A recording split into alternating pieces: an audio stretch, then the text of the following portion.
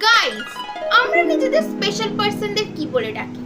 Baby, darling, sweet heart. But Bangla সিরিয়ালের নায়িকারা তাদের special পার্সনদের কি বলে ডাকি জানো? জানো না? আমি বলছি, বাবু। এটা আবার কিন্তু যেই সেই বাবু নয়, এটার আবার ভাগ আছে। নাম্বার 1, প্রফেশনাল বাবু। এই যেমন পুলিশ বাবু, উকিল বাবু, ডাক্তার বাবু, এক্সেট্রা এক্সেট্রা। নাম্বার 2, সবজি বাবু। এবার তোমাদের মধ্যে নিশ্চয়ই অনেকে ভাবতে বসে গেছো যে এই সবজি বাবুটা আবার কি?